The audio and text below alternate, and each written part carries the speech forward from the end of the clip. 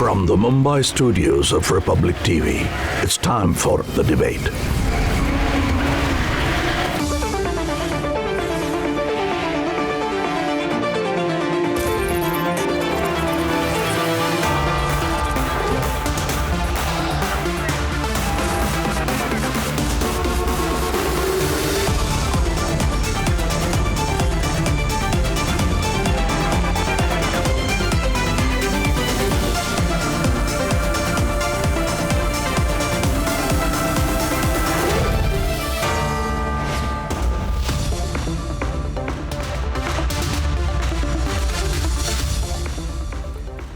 Good evening, my name is Niranjan. I'm filling in for Arnab Goswami, who will be back on the show very, very soon. India has recorded over 3.8 lakh cases, and for the second consecutive day, we have recorded less than 4 lakh cases.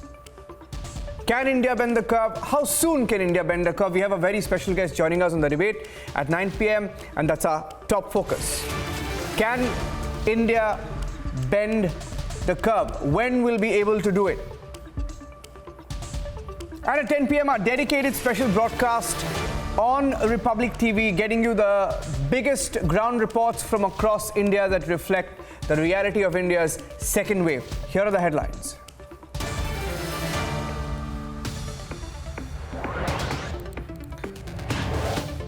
COVID spike below the 4 lakh mark for the last 2 days. How soon can India bend the curve?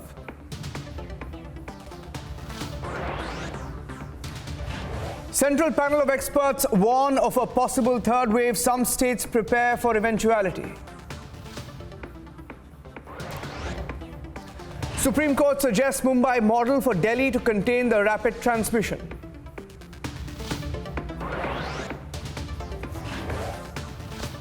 A big boost in India's fight. Russia gets nod for a drug antibody cocktail to treat COVID patients.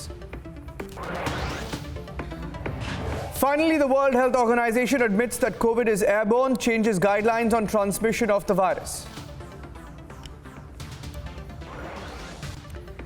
JP Nadda leads BJP protest over alleged post-poll violence in West Bengal.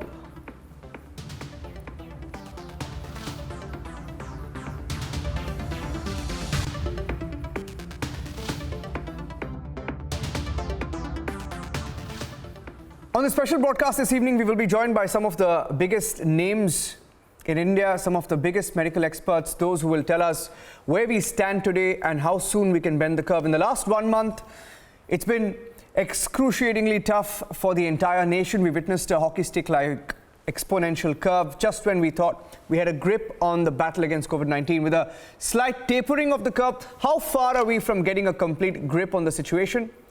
We will be joined by some of the biggest names, but before that, here's a report on India's COVID fight back.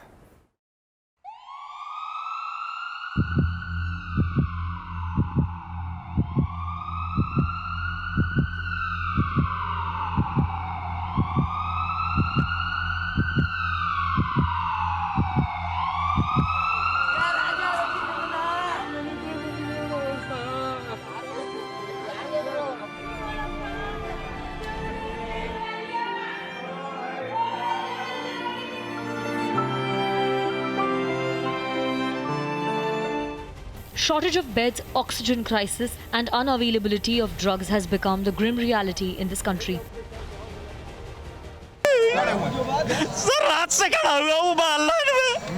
अभी तक कोई सुनवाई नहीं हो रही patient की condition जी हाँ sir कैसे सिलेंडर भरे जा रहे हैं सबके ब्लैक में बेचे जा रहे हैं यहाँ पे ब्लैक जो आ रहे लेके जा रहे हैं As we move into the month of May, could the COVID graph be slightly tapering? अगर हम देखें तो इस समय देश में 34,13,642 एक्टिव केसेस हैं और 1,62,93,00,000 लोग रिकवर होकर अपने घर भी वापस जा चुके हैं। पिछले प्रेस कॉन्फ्रेंस में हमने डिस्कस किया था कि हमने एक अर्ली ट्रेंड केसेस की रिडक्शन का नोट किया है। The national capital has been the worst hit in the second wave. Oxygen की काफ़ी किल्लत है, आप लोग देख ही रहे हैं। ऑक्सीजन तो सबसे ज़्यादा इम्पॉर्टेंट इस बीमारी में ऑक्सीजन ही है। लोग जब ऑक्सीजन लेवल डाउन होता है तो उनको पहले कम देते हैं, फिर ज़्यादा देनी पड़ती है। And Supreme Court judges praised the Mumbai model and suggested that Delhi should emulate the steps. Because in the last 15 days, the financial capital that was believed to be the epicenter of the second wave has shown a remarkable decrease in new cases. The positivity rate has also come down to below 10%. But we cannot let our guard down because experts have warned of a possible third wave. Phase 3 is inevitable, given the high levels of circulating virus. But it's not clear on what time scale this phase 3 will occur. Hopefully, incrementally, but we should prepare for new waves. Is it time for the worst hit states to follow the containment model of those who have achieved success? Let's debate.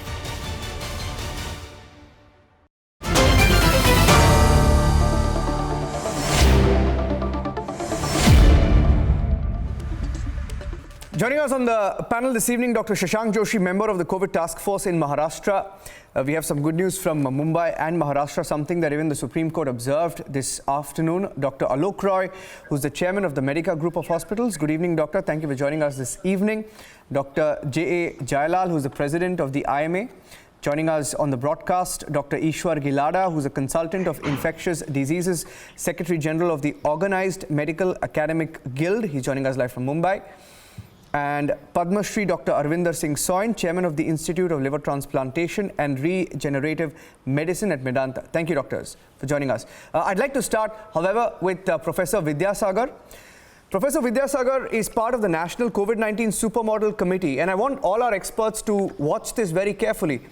He's part of the Government Supermodel Committee, and he's been throwing up projections, and he's part of a very distinguished panel, where you also have Lieutenant General Madhuri Kanitkar of the Defence Medical Services also as a part, and he has something very interesting to share, and I'm very, very happy to share his projections on the debate this evening.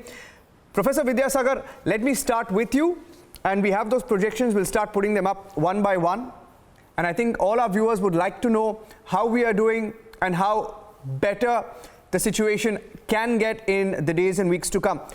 Okay, Professor Vidyasagar, we as a nation have been caught off guard. We've spoken about it in the past. I spoke to you on Saturday. We had a long conversation. Not completely prepared for the second wave, but you have done the math behind it. I've seen the graph, your projection, and where we stand today, the computed data and the actual data. You have the statistics. Your projections have been accurate so far. You predicted a peak by the 12th of May. You predicted a peak by the 12th. Tell us what to expect, and let me start with the first one. What are your projections with regard to a third wave? And could you take us through how these models are created and why it's so important to act upon the variety of behavior we are seeing? I want to start with the projection for across India first, and I'll hand it over to you, Professor. That's the projection of the National COVID-19 Supermodel Committee for the 7-day average. Over to you, Professor. Yes, thank you very much, Mr. Niranjan. So what you're showing is our projection for the moving average of the 7 days case loads in India for new infections. And as you can see from this curve, we expect a peak will be somewhere around May 12th, as you can see. And we think that the peak load will be something close to 4 lakhs. And then after that, it should start decreasing.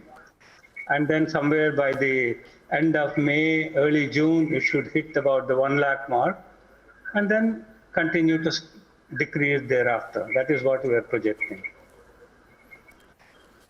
Okay. And now what you are showing on the screen is the raw daily cases. Yeah. And those things, of course, go up and down quite a bit. Yes. And that is why, for modeling purposes, you don't look at every day by itself. Yes. You look at the 7-day moving average. That smooths out a lot of the bumps. Okay, so we'll only keep the graphs while you're speaking so that you can take our viewers through the graph. So now we just showed you the national graph. Now, Dr. Vidyasagar, I think this is the graph for Mumbai. You projected a fall in cases in Mumbai by the 20th of May.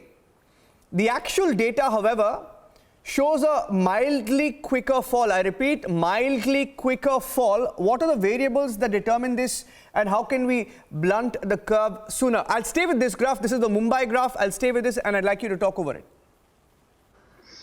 Well, first of all, let me congratulate the authorities in Mumbai for the fact that the cases are falling faster than our model is predicting, surely nobody is going to complain about that, least of all the committee.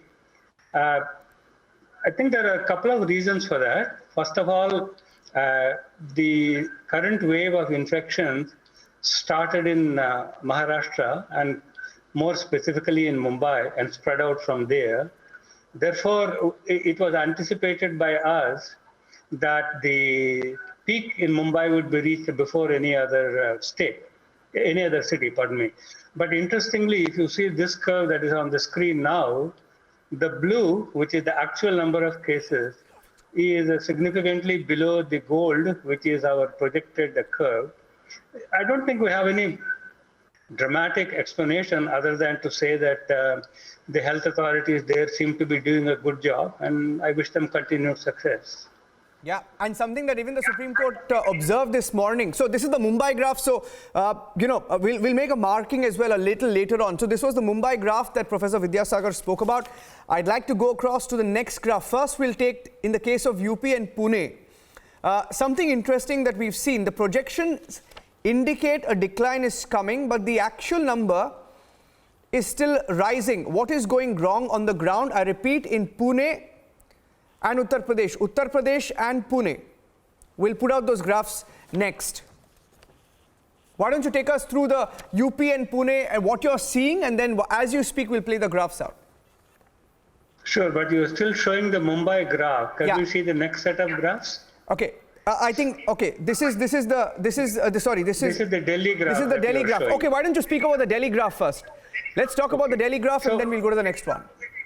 Sure. So what is interesting about Delhi is that you have to look at the Delhi graph in conjunction with the Noida graph, which also I shared with you. And you see that according to the golden curve, which is the projection of the committee, the number of cases should be peaking in about a few days now, whereas in reality, the number of cases seem to have flattened out much earlier. But if you see this in conjunction with the caseloads in the suburbs of Delhi, like Noida, Ghaziabad, and places like that, and Gurgaon, you will see that those cases are increasing quite a bit. So our guess, which is not a mathematical guess, just a common sense guess, is that several of the patients from Delhi are going to the suburbs for their treatments instead of staying in Delhi. So this leads to an apparent decrease in the number of cases in Delhi and an apparent increase in the number of cases in the suburbs like Noida, Gurgaon, and Ghaziabad. Okay. I'd like to go across to the next graph where you can see an increase. We're just pulling that up. I think, okay, this is the Pune graph. Am I correct? This is the Pune graph. You want to talk about the Pune? Okay. Yeah. I wish you had showed the Noida graph, but it doesn't matter. Yeah. So the Pune graph is kind of interesting because it's tended to show a couple of tendencies to peak out, but then break out again and peak out and then break out again. And if you just see the tail of the blue curve, it seemed to show going down, but it has picked up again. So we will be watching this very, very closely. And if need be, we will revise the golden curve, which is our projection, to take into account this increase that we are seeing. Okay. So I'm pulling up the next graph. I'm sorry, it's not labeled. We'll just fix that. We'll just show the next graph that we have. And while we show the next graph, I think that's the one. Yeah. Yeah, the graph for Noida, and this is what we were mentioning. Yeah. That you see the Noida graph was following the projections very closely until about a week ago. And then it has gone up at about the same time that the Delhi curve has come down. And similar phenomenon can be seen in Gurgaon and Ghaziabad as well. So basically taken together, Delhi plus the surrounding cities are more or less following our predictions, except that the distribution between the four cities is shifting a little bit. So it is only a guess on our part that some of the patients from the Delhi metro are moving to the suburbs, possibly due to availability of resources there. But that, as I said, is not a scientific statement. It is just a guess on our part. The scientific statement is that taken together, all the 4 cities are more or less following the projections. Okay. We'll pull up the next graph, and I think that's the one. That's the Uttar Pradesh graph. Now, what's going wrong on the ground, Professor Vidyasagar? What's going wrong with the graph is that the initial projected peak was not reached when we thought it would reach. Now, if you look at the information that I sent you, Yeah. this golden curve is about 3 days old. Yes. So we have not yet had time to recompute the UP projections, taking the latest data into account. As you see, until about 3 days ago, the blue and the gold were tracking very closely, but then there has been a clear divergence. So we have to recompute the golden colored curve now, Yeah. taking into account the most recent data, and we'll share that with you as soon as we have one. Okay. Now, while you are here with me, I just want to take one question with Dr. Shashank Joshi, who's a member of the COVID task force in Maharashtra. So I'll just bring him into that. That's the Mumbai graph that I have. And even the Supreme Court observed today, Professor Vidyasagar, Supreme Court observed and said that, let me just read out the observations of Justice Chandrachud. He spoke about how, the BMC had done a good job and how Delhi could take a leaf from Mumbai and they can sort of model their fight back based on how the Mumbai civic body had done. So let me hand it over to Dr. Shashank Joshi. Dr. Joshi, that's the curve. We'll just play out that graph, and I'd like you to speak on what the example has been in Mumbai, the successes, what you did right, that, every city can take a leaf from. Niranjan, thank you. First of all, COVID is predictably unpredictable, so it's very difficult to predict. And viruses don't follow mathematics. Human behavior and viral behavior both can be unpredictable. So therefore, you see some variation, some reasonable pattern can be observed. Yeah. But exponential graph which came out in this wave, so that was not predicted by anyone. Yeah. There was some suggestions, but I don't think anybody could predict it. Nobody predicted a variant of concern also. I think in very, very bad shape last week of March and first week of April. And we had a test positivity rate of almost close to 30%. We had a doubling time, almost dropping down to, and we were severely hit, and our infrastructure and the rate of growth of infections were exponentially going up. And our testing infrastructure was severely strained. In the first wave, we were maximally test 2,000 tests. This time we test to almost 50,000 tests. And then we saw a peak of almost 11,000 absolute number of cases with a TPR of this thing. What Mumbai did is, and it basically, like they had the policy for Dharavi in the first wave of chase the virus, they had chased the patient policy, and they clearly did decentralization with 24 ward rooms and 12-hour shifts of those ward rooms, and they got into action of testing, tracking, treating in a very aggressive way. The demographic which changed for Mumbai is from the slums, it moved to a middle class and a higher middle class population. And over the last 4 weeks, aggressive testing, tracking, treating, home isolation, and adding healthcare infrastructure with severe restriction the curve earlier than it felt, because minute we realized in the first week of April that this graph is exploding quick and fast, severe restrictions were put in place, and an aggressive public health strategy, aggressive testing. And we also added capacities in our field hospitals, which were the jumbo hospitals, and the field and jumbo hospitals gave the breathing space so that the most deserving could be treated. We are definitely on the downslope now, but we are still not at all complacent. We have a long way to go. We are still clocking. We can't go by daily numbers. We need to go for a weekly average, but we definitely, and we feel that in another 2 weeks, we'll be downing the curve clearly. And India probably follows 2 to 4 weeks after us. Yeah.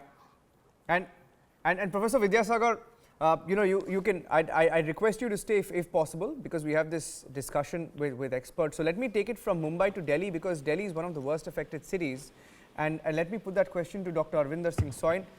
Dr. Soin, today very interesting observations being made by the Supreme Court now in respect to testing and some of the models that the city of Mumbai has followed. Now, what do you think can be done or taken from this example? What is your observation?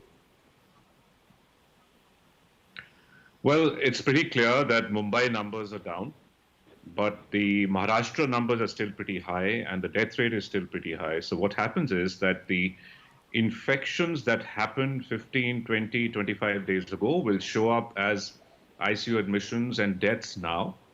And the infection rates today will show up in a reduced number, or a reduced number of infections today will show up as a reduced number of ICU admissions and deaths, hopefully 2-3 weeks later. So Mumbai lockdown happened. They did testing, tracing, treating, and isolating effectively, created more facilities, and they got the numbers down. Delhi lockdown happened, and the Delhi numbers, infection rates are down, although death rates are not really down yet, but we will see that happening in 2 or 3 weeks. All I want to say is that, yes, there seems to be a plateau in numbers. We are no longer over the 4 lakh mark like we were in the end of April. And I certainly hope that trend is for real and sustains. And probably we're going to see the decline of the second wave in the next 2 or 3 weeks. Having said that, there will be third and fourth waves unless we go into a rapid vaccination drive mode. So we have to ramp up vaccination maybe 10 times, 15 times of what we've been doing if we're going to see the end of this pandemic. Just getting happy about this subsiding second wave is just a very temporary relief. Yeah. Yeah. On that point, let me bring in Dr. Alok Roy. Dr. Roy, several experts have spoken about it, and we have seen today the government and the principal scientific advisor saying that we need to be prepared for a third wave. Now, how do you see the situation pan out, and what needs to be done, and what more can be done? Dr. Roy.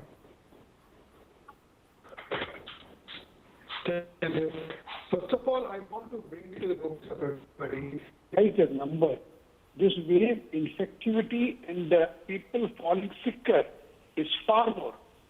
In the first wave, we never saw many people needing oxygen. Either they were asymptomatic, mild symptomatic, and few were very serious cases. This time, everybody, almost 80% of the people coming to the hospital are needing oxygen. That means there is a more burden on the infrastructure, which is almost 3 to 4 times what it was last time.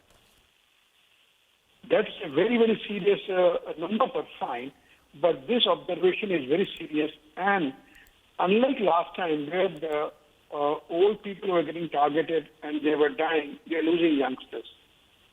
So besides the number, please realize that, as Dr. Sohail has said, that unless we ramp up our vaccination process extensively and go on it, it will not be possible to flatten the curve. Third wave will come, fourth wave will come. And at this point of time, for us to source the vaccine is becoming a big problem, and government quota has reduced, so they have reduced vaccination, which is a very, very serious concern. So besides looking at the number, look at the infectivity, look at the vaccination both. Yeah. I have a poor video line with you there, so I'll just try and fix that as well. Let me take this question to Dr. Jailal. Dr. Jailal and Dr. Shashank Joshi were part of that meeting with the Prime Minister as well. Now, some things are working, some aren't. Now, let me ask you, Dr. Jailal, containment strategy seems to have worked in some states, because the government has admitted that 13 states, including Delhi, Chhattisgarh, Maharashtra, Punjab, Jharkhand, Uttar Pradesh, are showing early signs of plateauing. Now, taking it forward from what Dr. Arvinder Singh Soin said, that there should be a ramping up of vaccination in these states to complement the recovery rate. Now, is there a strategy that can be adopted further than to just open it up nationwide? Can there be special focus be paid to some states more than the rest, or you think that's again calling for more trouble? Yeah, definitely there is a need for the lockdown is very much required at this moment. We were stressing this for a long time. Maharashtra has really implemented the lockdown. Probably they call it as a curfew, but they relatively it was a well strategized lockdown which they has implemented. That is now showing the result. So that is very much important for us to, at this moment, the breaking the chain is very important. All the states which have imported either lockdown, either the curfew or something has been definitely showing a marked decrease in the number of cases. I fully agree with you that at this moment, that is the most important for apart from the lockdown is the enhancing the vaccination. And if the state can enhance the vaccination in all possible means, definitely we will be able to overcome, and this bending of the curve will be continue, and we will be able to strictly follow, as this is very well depicted by the professor, that we are going to fastly recover from this corona pandemic and get back to the normalcy at the earliest. So this it needs the good governance, good implementation of the containment, good implementation of the vaccination drive, and then definitely we will be in the positive track, and the things are becoming lately better for us, that definitely India can bend the curve in the near future. Yeah. Let me take that question to Dr. Ishwar Gilada. 3 states with over 1 lakh cases have shown a decline. Maharashtra, Uttar Pradesh, Chhattisgarh, which are 3 of the 12 states which account for 1 lakh cases in India, have shown a slight decline. Should there be other steps to ensure that the pace of decline is accelerated in other states as well? Uttar Pradesh, I think we'll have to just look at that again a little closely, but you think other states must also, because there is a huge debate also on enforcing a lockdown. Many are for it. Politicians seem to be against it. Where do you stand on it? See, I'm again reminded of a German saying, statistics do not make you laugh and figures and graphs do not make you cry. It's a human suffering that is important. Having said that, I find Professor Vidyasagar's graph is totally flawed because of on 2 things. Yes, Maharashtra is at plateau, Maharashtra is receding, and it has happened on after 21st of April. Currently, whatever cases are low, they will continue to be lower and lower. But if you look at India, don't go by figures of last 3-4 days, because last 3-4 days there have been less testing.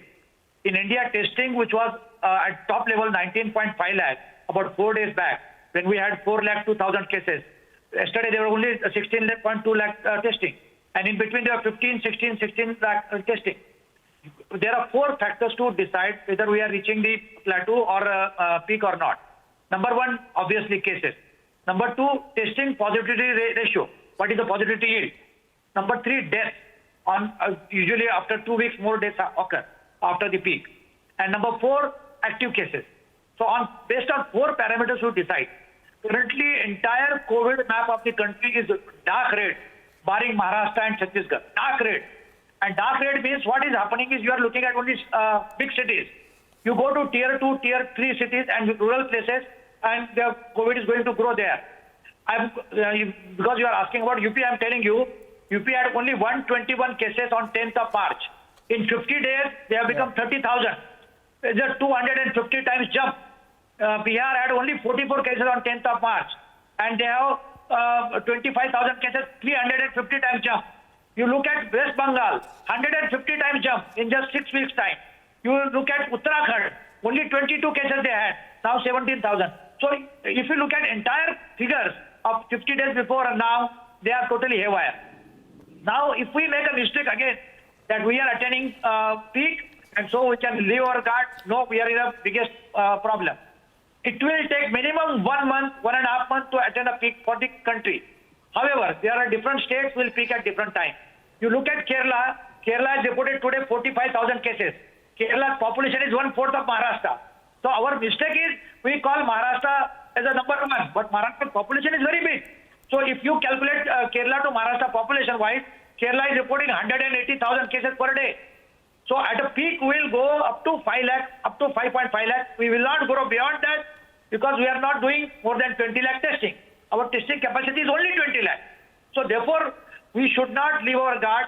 We are in a very bad shape. Let us call spade as a spade. Let us augment our system.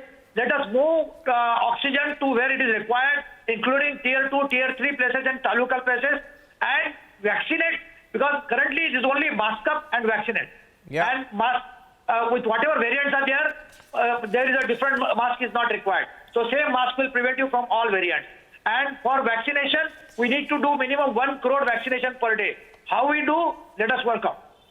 Okay. Professor Vidyasagar, on the point that he made of tier 2 and tier 3 cities, what is the observation that you have made? Is there a projection? Is there a study of sorts that the panel may have done? The concern in tier 2 and tier 3 cities. Generally, the penetration of testing into the tier 2 and tier cities is not as pervasive as it is in the major cities. That's quite obvious. So one of the objectives of our model is simply that we go with the data as reported, but there is another parameter in our model. If people would read the mathematical paper, they would understand. We make a distinction between the discovered cases and the undiscovered cases, okay? So based on the number of confirmed positives and the trend of the curve, we make an estimate of how many undiscovered cases there are. And that factor is quite large. Now what would happen is that as we expand the testing to the tier 2 and the tier 3 cities, the number of discovered patients will go up because more of the patients are falling into the net, and the number of undiscovered cases would go down. But in terms of the overall total of the number of patients in the country, counting both discovered and undiscovered, they would pretty much follow the same curve. We showed this curve because it is easy to reconcile with the publicly available data. Whereas if we had shown the curve for the projected number of total cases, it would have been just a hypothetical curve and people would not have had any way of cross-validating it. That's my answer. Okay. So let me put a question to Dr. Soin. Dr. Soin, as far as Delhi's positivity rate is concerned, because that's some bit of good news that we saw. It's down from 30% as of this Sunday, stood at 20%. I think it's a little over 20%. What can be done to ensure the tapering of the curve if that trend continues? What is your observation on the positivity rate in Delhi? Well, certainly that's good news. And a lot of people say that it is because a lot of people can't get tested and there is less frenzy about testing if you're asymptomatic or if you're mildly symptomatic, especially because logistics are very tough to get tested. The access is not easy. So there are those caveats. But assuming that these have remained the same over the past few weeks, the trend of reduction in positivity is certainly a welcome one. And I think the same things have to be done. COVID-appropriate behavior, absolutely no crowds at all in any circumstance, and hand hygiene and masking. And of course, people who are in touch with people who are infected still must continue to be tested because we really need to understand the actual numbers and proportions of population that have been affected, because unless you test, trace, isolate and treat, we're not going to get over this. Yeah. Let me take that question to Dr. Shashank Joshi. Dr. Joshi, you were part of the meeting with the Chief Minister. One of the concerned states, of course, concerned cities, I beg your pardon, continues to be Pune. And Maharashtra has once again recorded over 50,000 cases. Now, what was discussed? Is there a strategy? What is working overall, not just in Mumbai? What is working and what more needs to be done? So, Niranjan, we are clearly remain focused on full Maharashtra. And Pune is a cause of concern, but Pune is also showing numbering down just an hour back from Pune. And we clearly are seeing a downward trend in Pune. But it is a little slower than, say, Mumbai. Basically, it's all about coordinated effort and a common partnership, which is there across the state now. But it's still a long way to go across Maharashtra. I agree with Dr. Soin what he said, that we have a long way to go. And we clearly are getting prepared. In fact, just started preparing for third and fourth wave, because we know we can't saturate our districts which had a very high TPR rate with vaccination. So except for what Dr. Gilda said, double masking, we will have to remain in a restricted zone for at least a couple of months from now. And Pune is a cause of concern, but we are reasonably certain that that trend will come down. Pune test positivity rate showing a downward trend. Nasik, Nagpur and various other places are also showing a downward trend. But we are still concerned about a couple of other districts which were now getting affected, and therefore our focus on the crucial districts is still very much on, and we will still need 2 to 4 weeks for Maharashtra to start settling down. Mumbai is definitely on, but we can't be complacent in Mumbai too. And remember, this is all in a restricted environment with high intensity testing, with full focus only on COVID. So obviously we need to understand that we will have to bend that curve over the next, and Maharashtra probably will take 6 weeks. Mumbai will take another 2 to 4 weeks. And we are clearly focused on Pune to bend the curve. And we are reasonably certain we are also putting jumbo facilities in every district. We are using medical colleges, the district hospitals in each small place, so that, and we are also training and capacity building. The biggest challenge which we have today is it is the people who are manning that and getting them trained, and that is the bigger challenge which we have apart from medicines and oxygen. And we are fully being geared up so that if there is an eventuality which comes back, which are very tough in Mumbai and Maharashtra, we need to be fully geared and ready. Yeah. Dr. Alok Roy, you run a large hospital in Kolkata. Speaking about, this oxygen emergency that we are facing at hospitals, wanted to get your view on that. I'll just throw an example. For example, Madurai, in a coordinated effort, Madurai in Tamil Nadu, to ensure hospitals are equipped with adequate number of beds and piped oxygen supply, increased the capacity of oxygen storage facility in the hospitals to 20,000 litres. Is it not time that other hospitals do the same, or at least India spared in the third wave? Now, as far as hospitals equipping themselves is concerned, what are the areas you think we can work on an urgent basis? What more needs to be done? I think the most important point at this time in COVID war is getting more and more ICU and HDU beds. We need more ventilators. We need more piped oxygen. We need more HFNO. More and more patients are requiring high flow nasal oxygen and cannulas, which are in short supply. Obviously, medicines everybody has spoken about in last so many months that we don't have remdesivir enough, tocilizumab, all those medicines are in short supply, fine. But they work or may not work. The only three things which work are oxygen, steroids, and blood thinners. Now, at this point of time, the oxygen, piped oxygen is a lifesaver, and we also have a shortage of some of the steroids.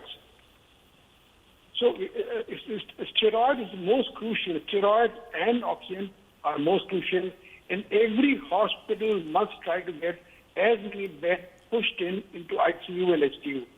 That is where the needs are maximum at this point of time. Ventilators are in seriously short supply. And private hospitals where patients are flocking, we don't have enough ventilators. Whatever ventilators we had in last COVID, we increased the number almost made it 3 times. This time, those ventilators are falling awfully short in numbers. So these 3-4 things are something if you really desperately need. Yeah. Now, on the containment measures, I'd like to put a question to Dr. Jailal. Dr. Jailal, when we're citing models, we spoke about Mumbai, we spoke about different parts of the country, different districts getting it right. Now, there is a model that we have of Jaswantpur and Sarvada villages in Rajkot district of Gujarat. It's just a case study that we picked up. Here we saw that they have maintained a record of zero COVID deaths by following community lockdown and aggressive testing, something that we saw in Rajasthan happen during the first wave. Community lockdown, aggressive testing. Can such a model be applied to the rural areas which are seeing a spike in cases?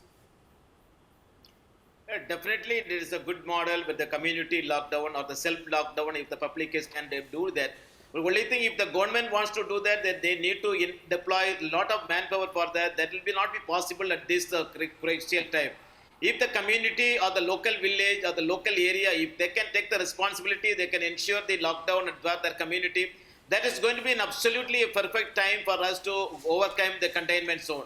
But if that is not possible, at least the government should come out and enforce the lockdown, which can be in a universally or in a major sense. It will be easy to practice and easy to adopt also.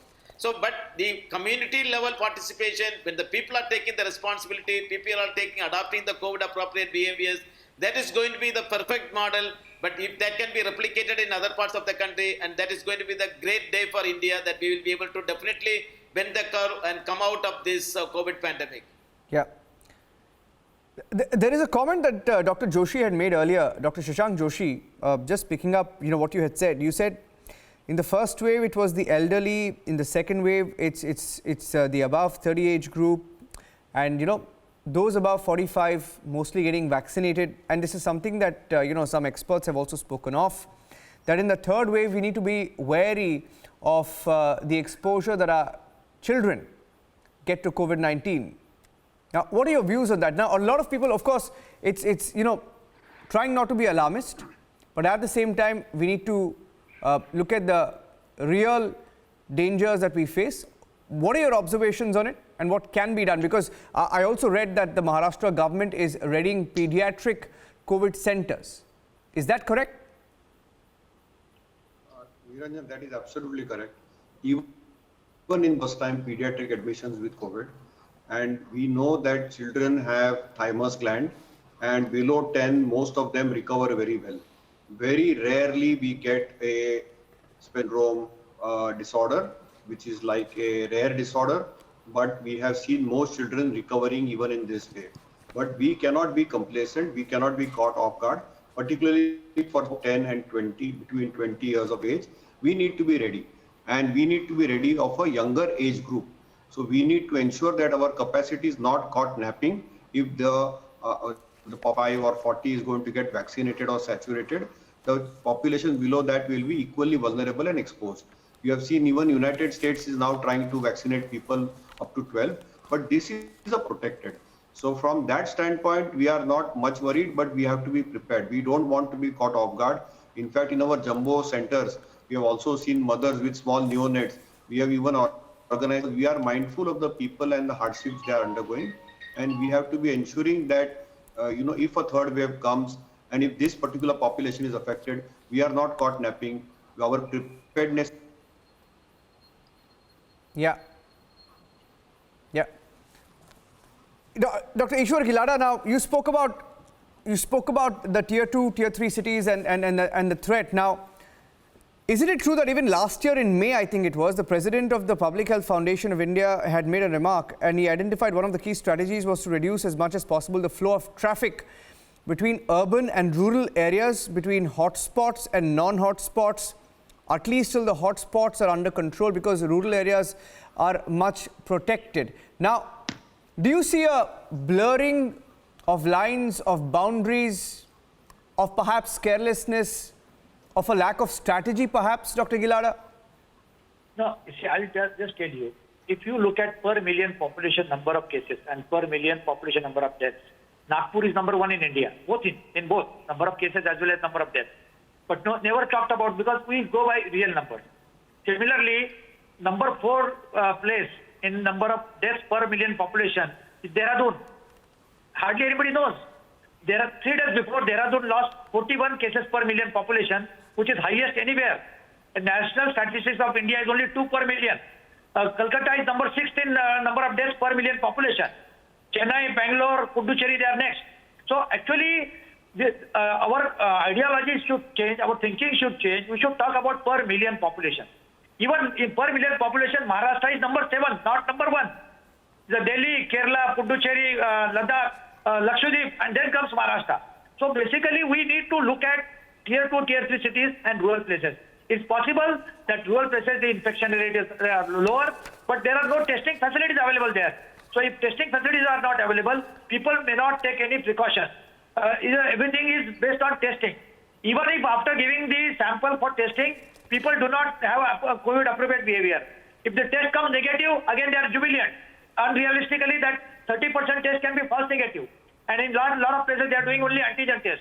So again, numbers will depend on whether antigen testing or RT-PCR testing, when the tests are done. And all these things, we are wasting a lot of good that ICMR decided that there should not be interstate testing for RT-PCR. Maharashtra government at Mumbai airport has done 22 lakh tests in last 4 months. How many were positive? 17,000. So 0.7% positivity as against Maharashtra's positivity of 30%. So we are wasting our energy at airport, at railway stations, and when the people require, clinical people require for testing, we don't have facility. So we need to augment where it is required. We need to give up certain rhetoric. We need to don't call any hotspot, because today's hot can be tomorrow's cold. Today's cold can be tomorrow's hot. There is no hotspot now. Yeah, a very interesting point that you made about the airports, that statistic, I didn't know about that. We'll just pull that up. Very interesting statistic. Okay, let me put this question to you, Professor Vidyasagar. The government was consulting your panel, Now, if you were to give feedback today, as of today, give feedback based on whatever the experts are saying, based on the projections, based on the trends that you're spotting, on the projections of this COVID wave, what would you tell the government of what needs to be done? Are you talking about present wave of the pandemic or a possible future wave? Okay, let's start with the present, and maybe you can elaborate on what more can be done for future waves as well. So, in terms of the present wave, the registered reported number of cases is decreasing. This is what you are also showing on the screen now. And our projections are going to, we hope, be followed very closely by this all India number of cases.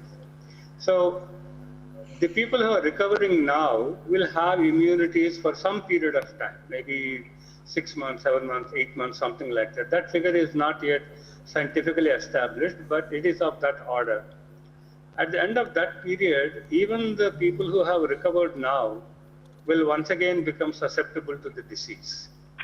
So that is the window we have now to vaccinate people. I was very happy that several of the experts here were emphasizing the role of vaccination. See, the disease left to itself, any disease, not just COVID, any disease by itself, it goes down when it runs out of fresh people to infect.